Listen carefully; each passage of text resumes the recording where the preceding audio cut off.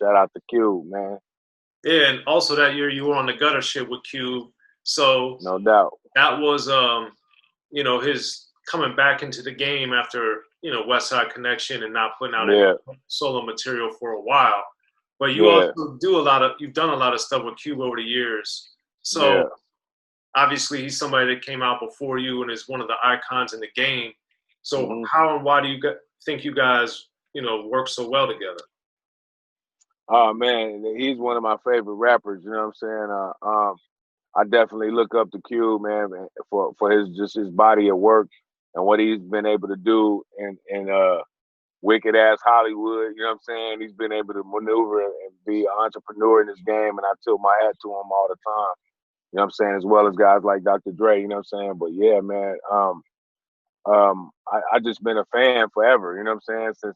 Since him writing for Easy E and shit. You know what I'm saying? And it's just an honor to be such a fan of somebody's work, and then being able to work on that person's project. It's like fucking being a kid in the candy store. Like like like the first time I got on his album, I was like, God damn. I mean, it's just like the same way with rapping with Scarface. You know what I'm saying? It's like, damn, I'm finna be on Ice Cube shit. Like I'm about to be on Ice Cube album. You know what I'm saying? It's an honor. You know what I'm saying? Like it's like fucking how Kobe Bryant feel like about Michael Jordan type shit. You know what I'm saying? It's the same shit. You know what I mean? That's my fucking Michael Jordan is Ice Cube. You know what I mean? And LL Cool J. You know what I'm saying? They're my two go-to guys, man. I learned a lot from those guys. You know what I'm saying? When I was a kid. You know what I mean? As far as growing up listening to music, those was my go-to guys right there, man. Straight up, Cube and LL. Yeah, for those that haven't seen it, they got to watch our episode we did on Bigger and Deffer, talking about how that's Yeah, one of the best albums. And then no doubt. you're on the GOAT album, the You Can't Fuck With Me record with him and Yeah. Xzibit and Snoop. Snoop So and X was on that bitch. Yeah. That yeah, shit was dope. so with LL in particular, were you in there? You got to see him write and stuff when you were making a song, or how did it work? No, when I laid my verse, they already had their verses already on the song. So when I laid my verse, I was able to hear their verses and shit. And I was like, wow, I'm about to, go all in. And they was cracking. LL was cracking, X and Xzibit. And Snoop. I mean, and the motherfuckers was getting it in. So I had to say some creative shit. You know what I'm saying? I started thinking about, when I said Ghetto was juvenile, feeding pitbull puppies, belonging in the projects. He want to die next. Nah, he want to live and he loves his kids. Just trying to think of some creative shit to say. You know what I'm saying? That shit was dope as fuck. And I knew when I said, blacks who escape down south to my mammy house and fix a spring in the couch. I knew it was over, man. I knew it was over, so I had him Yeah, right there. that was a great verse, man. That was Right on. definitely a Hell great yeah. verse. And then with Scarface, you did the OG to Me cut on The Last of a Dying Breed, which also has a Daz and Corrupt on there, of course. But the thing about it to me was that's for a song that has so many icons, that was a much slower, like kind of Slower, yeah, type of feel, yeah. Like so a funkier type of slow down. You know what I mean? But it didn't have the Scarface gonna come with that bang. You like it wasn't no dance type of record, huh? well, it just wasn't more like energy to it, like on a forceful side. It had more. Yeah, It was more in a pocket, and I was always curious because on that one in particular, you obviously usually do this type of thing, but in this type of thing, it was much more about the actual selling the drugs, moving the stuff, and the reactions of people. It seemed like lyrically, it wasn't the braggadocio mixed in as much. It was more about yeah. the actual doing it. So, do you remember why you kind of tilted the approach lyrically on that one? Um, well, when we made that record, I remember me, Corrupt and Daz. We actually was in the studio with Scarface, all of us, when we made that record in L.A. And I remember Face actually telling me, like, so it was like basically it was really somebody he was talking to personally. You know what I'm saying? So he was like, yeah, man, punk motherfuckers, you know what I mean? Talking that shit, you know, and they'll fuck around and tell on you when you beat their ass and shit like that. So you know, he was kind of giving me some direction about what the subject was about. Like he probably just got into it with some bitch ass nigga and had to check him or some shit like that. You know what I mean?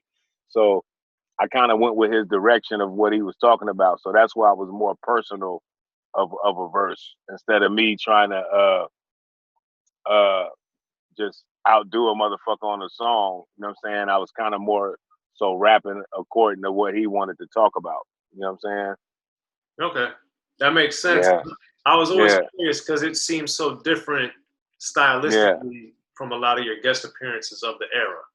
yeah. Because I just would have got on there and be like, eh, talking about how fucking great of a guy I am and shit. You know what I'm saying? Nah, man. But I would have spit some different shit. But I was glad that I thought of that rap like that because it was so catchy with the shit that I said. You know what I'm saying? The shit was catchy as fuck. So I was glad that he gave me that direction. You know what I'm saying? Okay.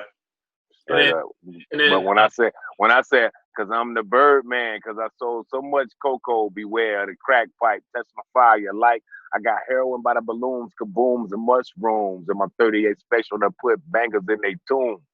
By that time, it was over, man. nah, That's it. that was a wild verse. Yes, sir. That shit was dope. Yeah, the imagery on there was wild. Yeah, man. Shout out to Scarface, man. Always. Yes, sir. And then the other thing I wanted to know is from Broken Ground, with that being really, your first big acting / movie / that type of endeavor, Yeah. how has that affected your perception of what you need to do with your career? Oh man. I'm just happy that the shit was dope. You know what I'm saying? When I look at it, when I look back on it and look at how we were doing, how we had to do the shit such of a rush time with me having to go turn myself in the day after we finished filming. That morning I had to go turn myself in. So we was like writing shit on the spot and me having to say the lines and memorize them right on the spot and shit like that. So I know under pressure, I get the fucking job done. Now I ain't gonna go to school and none of that shit. I'm gonna just now I know whoever I'm working with, I know how to take that direction from them and apply my own little twist to it. And until they tell me it's right, I'm gonna just keep doing this shit until I nail it. Yeah, because I remember obviously I was in the studio when you guys were making some of the songs, and Yeah, I remember I've been with you in the studio over the years, but I did notice it seemed like the energy was a little different with yeah. UNX at the studio. So Mm-hmm. being that you collaborated and worked with so many people over the years, what do you think differently Xzibit was able to bring out of you that hadn't been there before? Well, first he had some dope ass tracks where it all started from. You When he ain't lying. when he played these fucking tracks, I was like, yeah, man, he can help me make a dope ass album off top. And then once it got into the visual side of it, I didn't know we was gonna fucking do a whole film to the shit. I just thought we was gonna do a couple videos to the shit probably and put it out there. But it came with a dope ass whole visual to each song we did, and just the direction of seeing how Broken Ground came together as far as the visuals and shit, the Test Me video with all the females rapping the parts, different songs like that. The running record with me and him in the car with the blood all on us and shit after we just killed my negative self off. But it was just the creative part, man, and being around Focus and them joints and Rick Rock and seeing them, put their foot down, man, on the production. And it was a blessing, man. So I seen a lot, and I'm applying it to what I'm doing now with my own label. You know what I mean? Getting local entertainment right, the visuals and everything. Cool. Well, there it is. Jayo Felony, man. Always a pleasure getting to catch up with you again.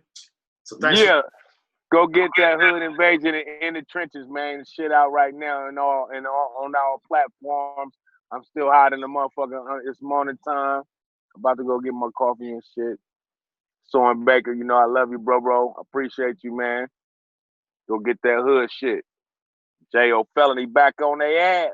Be sure to check out the History of Gangster Rap by Soren Baker. He's official. History of Gangster Rap features exclusive interviews with Ice-T, Snoop Dogg, MC Ren, the D.O.C, and dozens of others. The History of Gangster Rap, a definitive look at how Los Angeles changed rap forever. In Los Angeles, the streets definitely set the tone of the hip-hop music. At 19, I got a $50,000 car. My whole angle always was, I'll be street, but I will always tell you the horrors that go along with this life. There will be penalties and casualties for just wearing the wrong color in somebody's neighborhood. And once gangster rap made it from the streets to the TV, the genre exploded. What's that 5 on Yo MTV back with NWA? Yo MTV, it just catapulted us from being local heroes to national gangbang rappers. The History of Gangster Rap discusses it all from 1980 up till today. It's always gonna be shit happening in the streets. You know what I mean? So it's always gonna be something to talk about. The History of Gangster Rap in stores now.